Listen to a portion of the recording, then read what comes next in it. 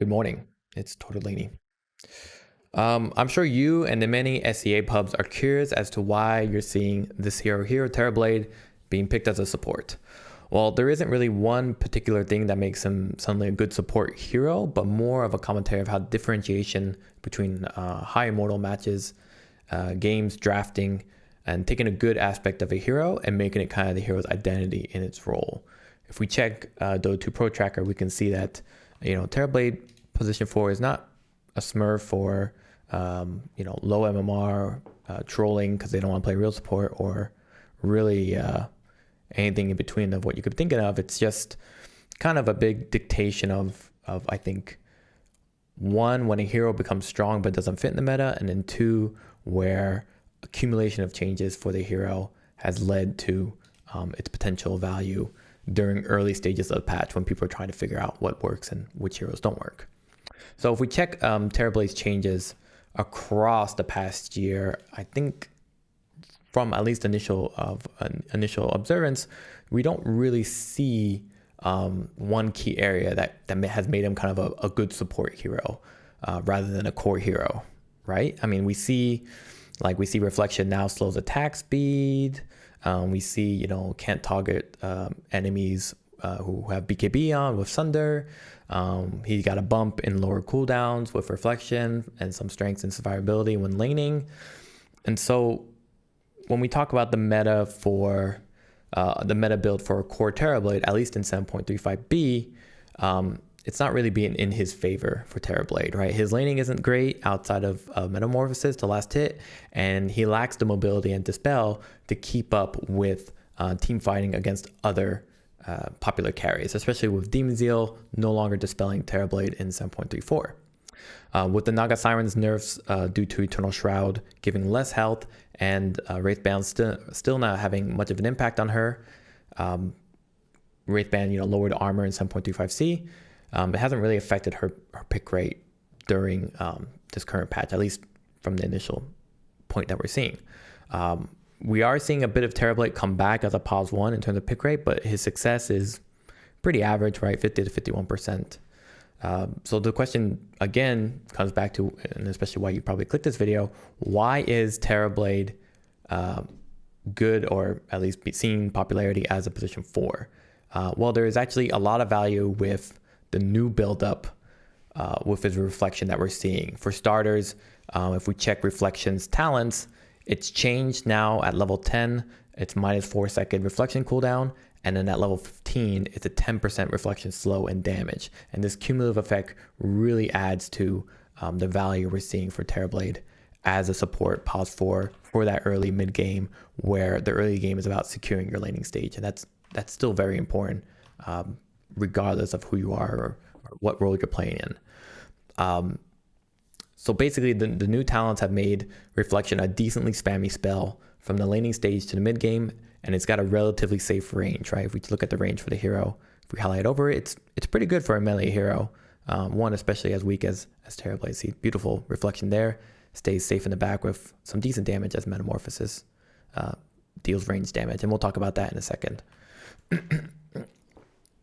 At level 15, we talked about Terrorblade has a talent that increases its slow and damage by 10%.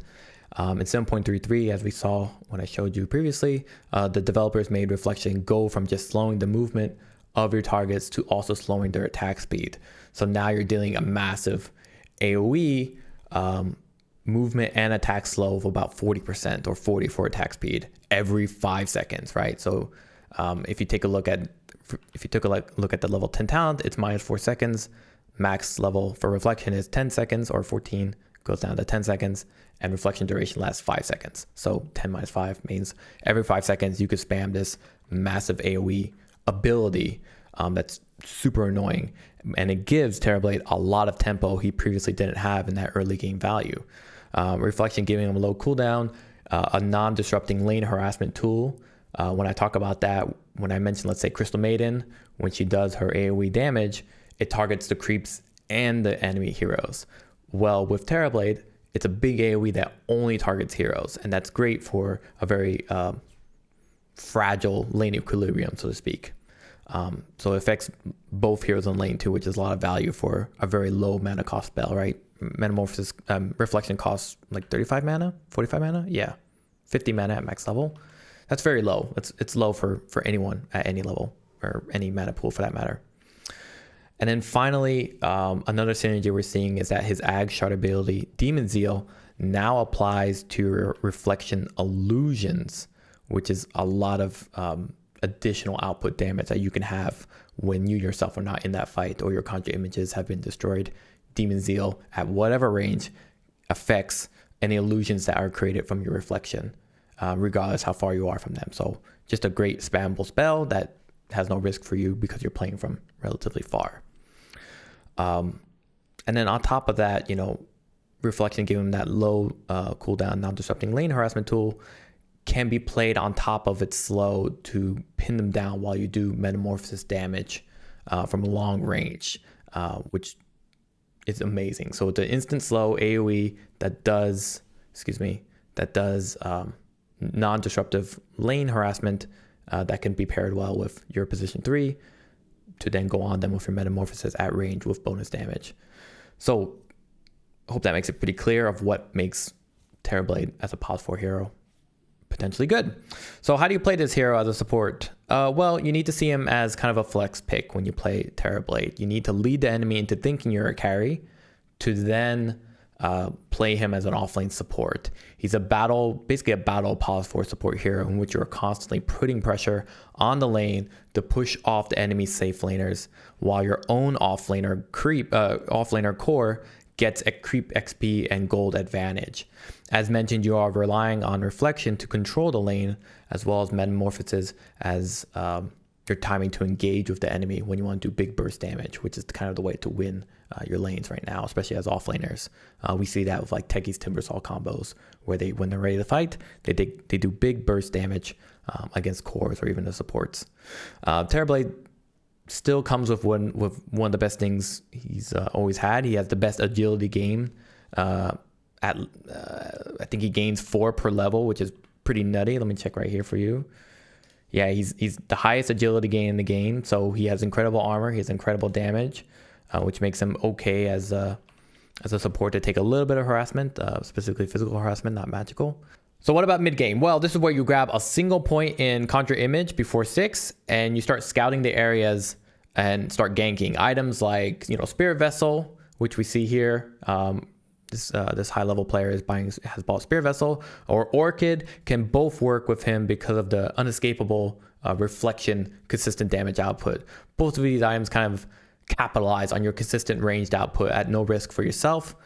Spirit Vessel especially works due to using Sunder both offensively, but also to heal yourself after you use it defensively, which is how you should kind of see his ultimate ability now. You should see his ultimate ability more of a save to an ally rather than putting yourself in a risky spot trying to lower the health of your enemies.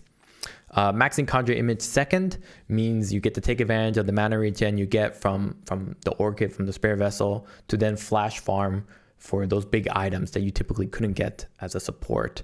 So Boots of Bearing can go Boots of Bearing, which helps you in the late game with your positioning issues, with your illusions, as well as obviously additional attack speed with your inherent decent damage as a support. More importantly, Terrorblade helps siege towers and high ground of illusions, which puts pressure against defensive teams without taking a core slot on your own team. So basically, more damage without taking the 3 main roles means that overall your team has more output and more control. So comes down to my reflections or ramifications. Will we see Terrorblade as a support become the norm? Well, so far in Dream League, it hasn't been picked up at all. You mostly see Terrorblade as a core hero. It's tough to say. It's still pretty early in the patch. I wouldn't say this build works at all levels, let alone with all the drafts. But it does have offerings in terms of early game harassment, damage output across the early and mid game for a hero that most people identify as a late game carry and steamroller. Reflection has been overall forgotten as an ability when Conjure Image and Metamorphosis has been the 2 staples of a laning Terrorblade. But we can see across the patches that the developers have been putting more emphasis on Reflection, getting some growth into the mid game with these 2 talents at level 10 and 15. Usually we get 1 point conjure image for a core Terrorblade and then just leave it. Not really that interested for it afterwards. Now conjure image getting some actual potential. Pause forward support comes out for everyone to shine in. Often we see support versions of strong carry heroes when the hero itself is good, but the meta doesn't permit or really accommodate for their playstyle. So this position forward Terrorblade just might be kind of an intermediary role for the hero until core Terrorblade starts fitting better in drafts in the professional scene, or the meta starts shifting more towards kind of his playstyle or his way of 4 protect 1 style of drafts. So to conclude, without redundancy, Terrorblade as a support is a niche pick, a flex draft pick for immortal level games. Reflection as an initiation harassment tool has gone through several buffs and iterations to make it more and more pervasive in the early and now mid game, right? Lower cooldown, 5-second cooldown, high debuff effects, instant cast combined with what Terrorblade has always been good at. Good damage through agi scaling, nice siege capabilities, and an ultimate that is being more interpreted as a save more than a flip the script against the enemies to take away their life while you yourself gain your own. Terrorblade as a support may just be an intermediary role until the meta shifts into his playstyle. He may be just a strong hero overall, and high level players during the early patch like to test the waters and kind of see what they can get away with. So I think that gives a nice kind of overview on why we're seeing Terrorblade Position 4 come out, and more importantly, how it kind of fits in and how you can kind of play with it. So thanks for watching. Don't forget about my main channel where I'm posting hero tutorials, hero build updates for my collection of guides, and patch impressions. If you love what I do and want me to keep doing it, please support me. I'm on Twitch. You can support me with memberships or super thanks or whatever you want, or just share my views, share my channel with others so they can also learn a little bit from me, hopefully, or I could be of some use to them. Thanks again, and have a good morning.